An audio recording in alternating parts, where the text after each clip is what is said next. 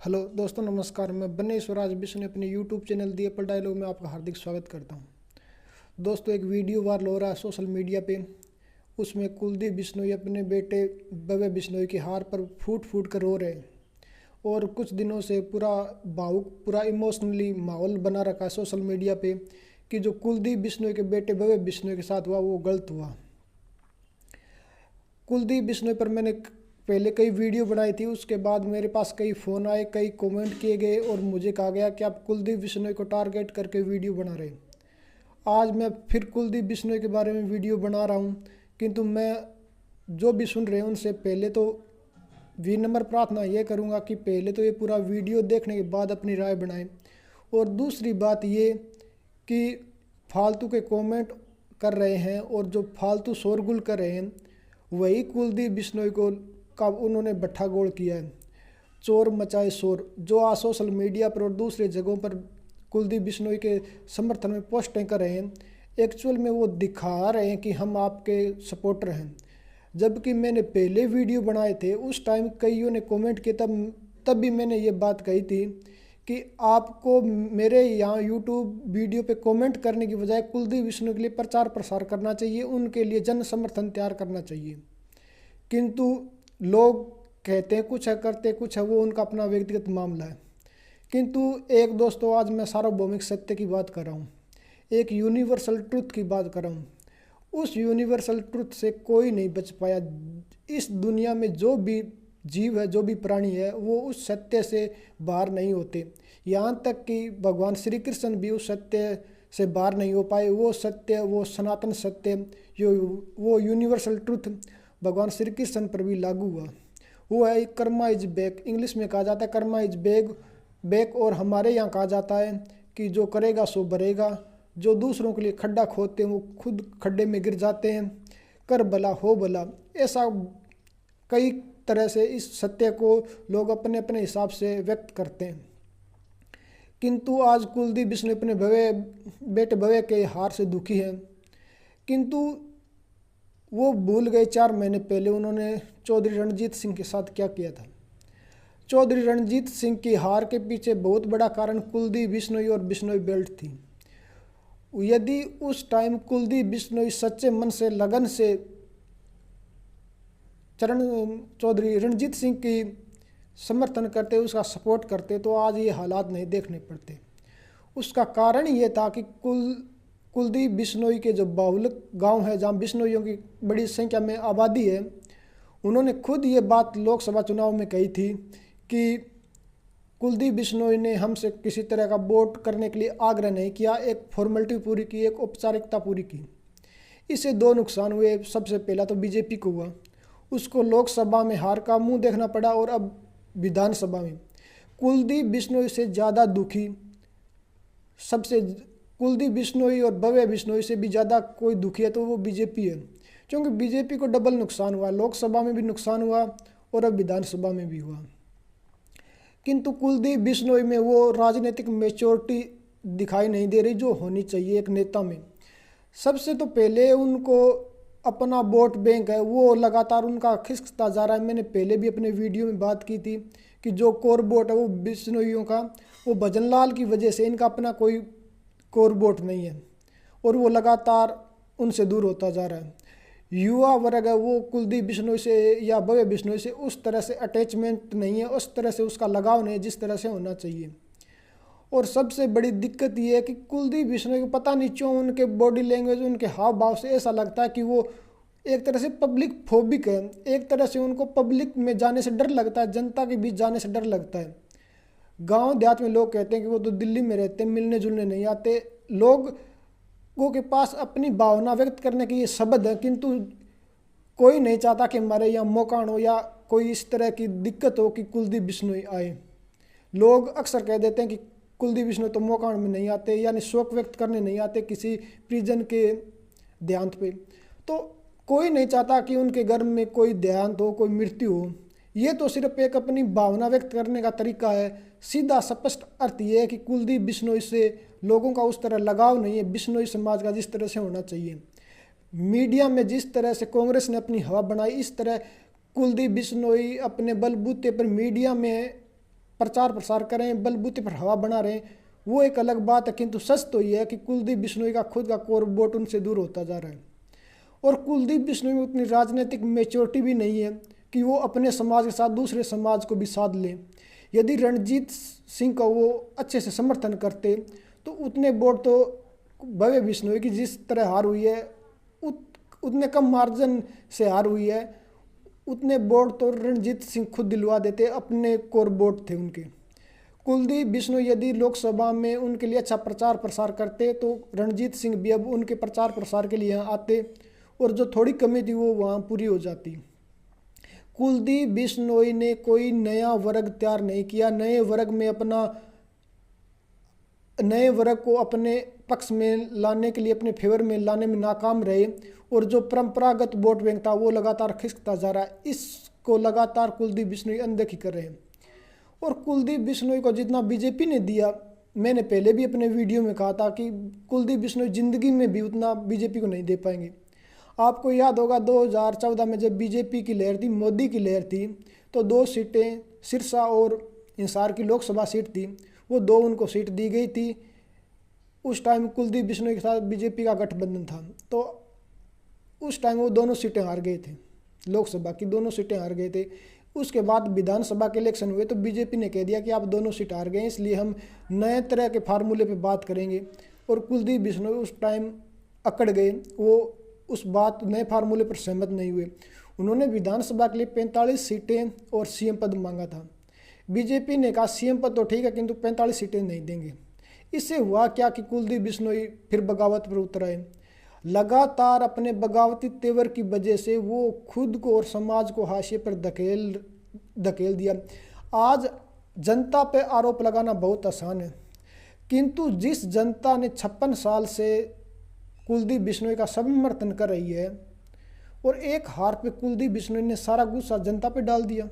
वो 56 साल से किस हालात में जी रही है, छोटी छोटी सुविधाओं के लिए तरस रही है, कुलदीप बिश्नोई ने उनकी तरफ कभी ध्यान नहीं दिया।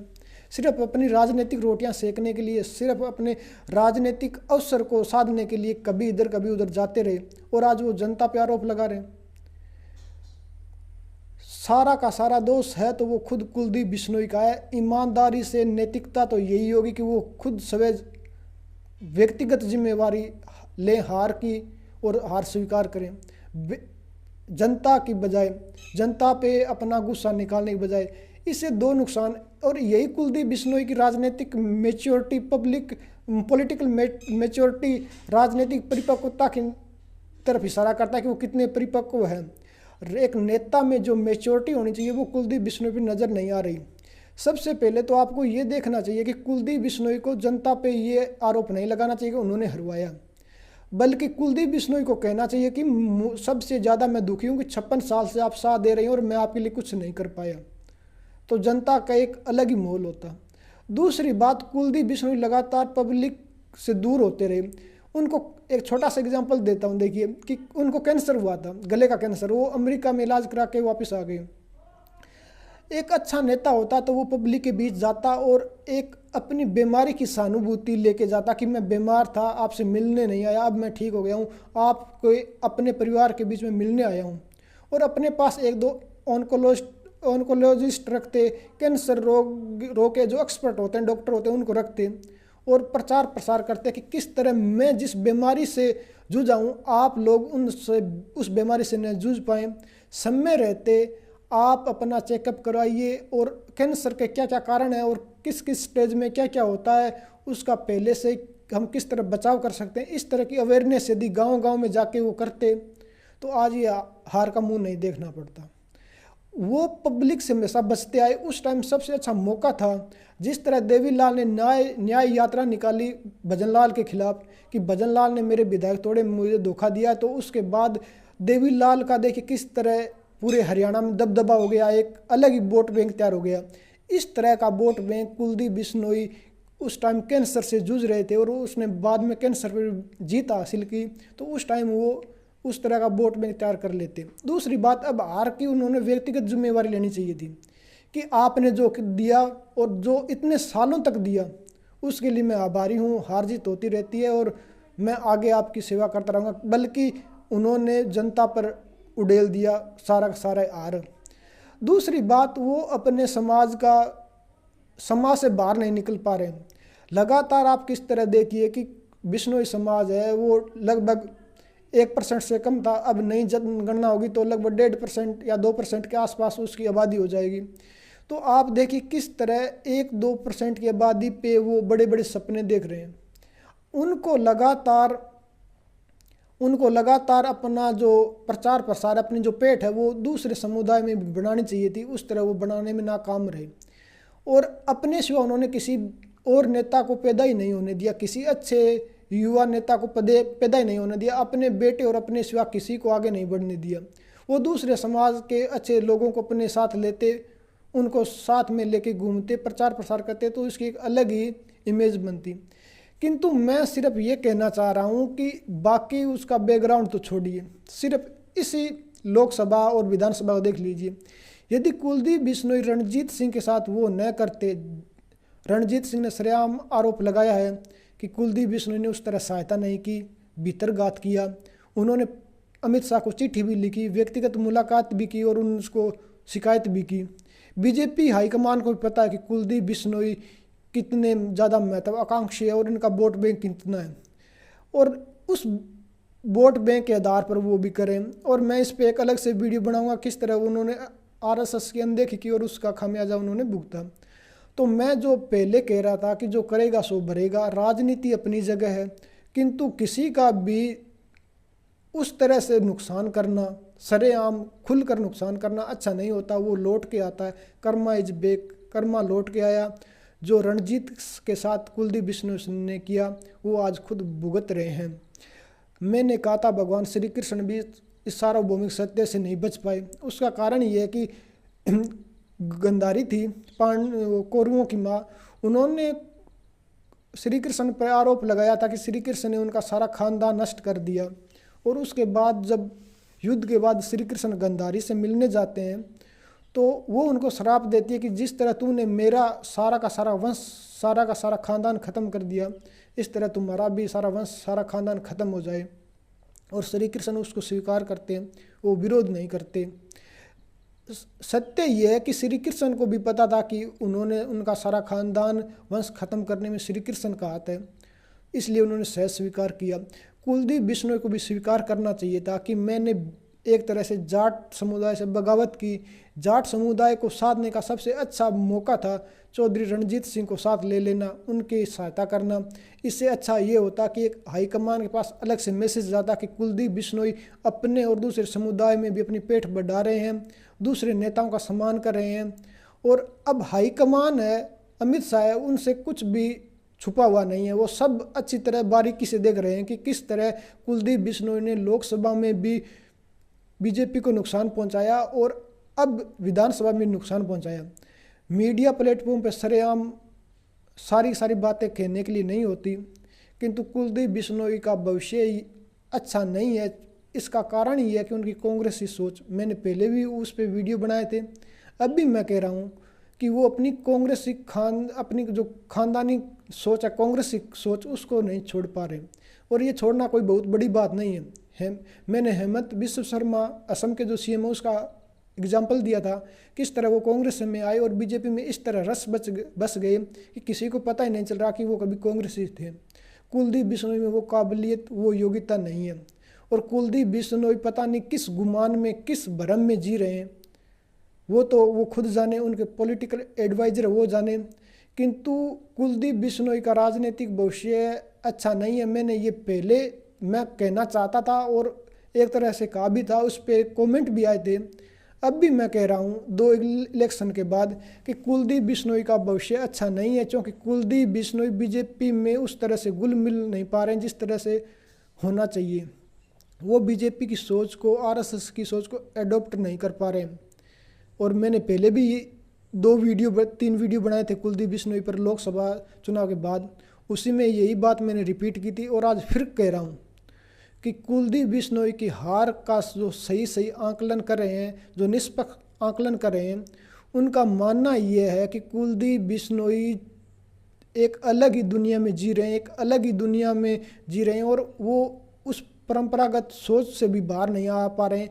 समय बदल गया, सरकार बदल गई, व्यवस्था बदल गई, किंतु कुलदीप बिश्नोई नहीं बदले, उसी डेरे पे चल रहे हैं। और आने वाला समय यदि यही हालात रहे और कुलदीप बिश्नोई ने खुद में सुधार नहीं किया तो वो बिश्नोई समाज को बेशक दोष देते रहे, किंतु उनका जो राजनीतिक हसर होगा उसका कारण स्वयं कुलदीप बिश्नोई होंगे। मैं फिर ये बात क्लियर कर देना चाहता हूँ कि कुलदीप बिश्नोई को मैं टारगेट नहीं कर रहा, बल्कि कुलदीप बिश्नोई और जनता के बीच जो बैरियर है, जो रुकावटें, उन पे बात कर रहा हूँ। आज के वीडियो में इतना ही। यदि किसी को पसंद आए तो ठीक है, पसंद न आए तो आप अपनी जगह, मैं अपनी जगह, किंतु फालतू के कमेंट न करें। धन्यवाद।